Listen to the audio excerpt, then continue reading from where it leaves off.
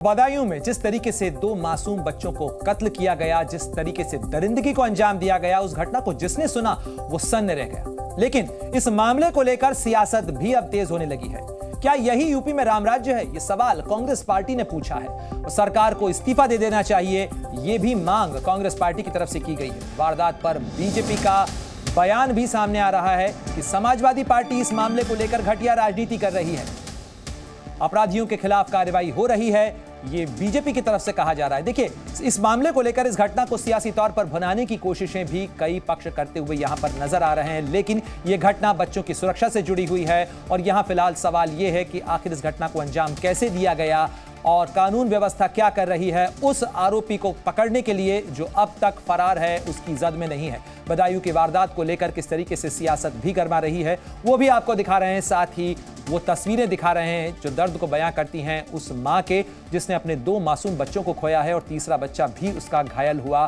खास तौर पर जिस तरीके से बदायूं के अंदर शाम के वक्त इस घटना को अंजाम दिया गया, घर के करीब रहने वाला, घर के करीब काम करने वाला एक शख्स किस तरीके से घर के अंदर दाखिल हुआ, इस पूरे दर्द को दर्ज किया है उस एफआईआर के अंदर। और उत्तर प्रदेश के बदायूं की वारदात को लेकर बयानबाजी लगातार तेज है। कांग्रेस नेता सुरेंद्र राजपूत और बीजेपी नेता राकेश त्रिपाठी आमने सामने नजर आए। क्या कुछ दोनों ने कहा है इस घटना को लेकर, सुनवाते हैं आपको। जंगल राज की पराकाष्ठा है, छोटे छोटे बच्चों की गला रेत करके हत्या कर दी जाती है। क्या ये भाजपा राज है योगी जी? इसको आप राम राज कहेंगे?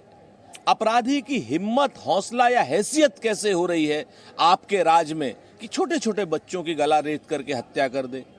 आपके राज में हिम्मत कैसे हो रही है कि कानपुर में दो बहनों के साथ लगातार दुराचार करे, जब वो आत्महत्या कर लें उनके पिता को भी आत्महत्या करनी पड़े क्योंकि दबंग जो हैं उनके खिलाफ कार्रवाई कर रहे थे और उनसे एफआईआर वापस लेने का दबाव बना रहे थे?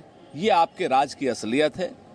गृह मंत्री को और सरकार को तो इस्तीफा दे देना चाहिए। बदायूं की घटना हैरान करने वाली है, रोंगटे खड़े कर देने वाली है, बहुत दुख उत्पन्न करने वाली है। लेकिन ऐसी घटना पर समाजवादी पार्टी घटिया राजनीति पर उतर रही है, घटिया राजनीति करके व्यर्थ के आरोप कर रही है। जबकि सच ये है कि योगी आदित्यनाथ सरकार ने ऐसे किसी भी मामले में पूरी कठोरता से कार्रवाई करने का हमेशा उदाहरण दिया है। इस मामले में भी एनकाउंटर करके अपराधी को मार गिराया है। अगर सत्ता सपा की होती तो समाजवादी पार्टी की सत्ता में ऐसे अपराधियों को सत्ता का संरक्षण होता। तो कांग्रेस और बीजेपी किस तरीके से एक दूसरे पर उंगली उठा रहे हैं वो हमने आपको दिखाया। और बदायूं डबल मर्डर केस को लेकर समाजवादी पार्टी ने बीजेपी पर निशाना साधा है। सोशल मीडिया पर समाजवादी पार्टी ने लिखा है कि बीजेपी यूपी में दंगा फसाद, सांप्रदायिक तनाव खड़ा करने चुनाव जीतना चाहती है और इसी कारण से ऐसी घटनाओं को खुद अंजाम दिलवा रही है। साथ ही जिलों में सांप्रदायिक तनाव पैदा किया जा रहा है जिसका परिणाम बदायूं की घटना है। बीजेपी जब जनता से असल मुद्दों से हार चुकी है तो धार्मिक विवाद, धार्मिक लड़ाई ही बीजेपी का आखिरी हथियार बचा है। ये तमाम आरोप समाजवादी पार्टी की तरफ से सोशल मीडिया पोस्ट में लगाए गए हैं। साथ ही कहा गया है कि बीजेपी के इशारे पर ही कई गुंडे बदमाश खुले घूम रहे हैं और बीजेपी के इशारे पर ही ऐसी वारदातों को अंजाम दिया जा रहा है जिसके कारण समाज में लड़ाई झगड़ा बढ़ रहा है। आपको सोशल मीडिया एक्स पर जो समाजवादी पार्टी की तरफ से पोस्ट किया गया वो दिखा रहे हैं।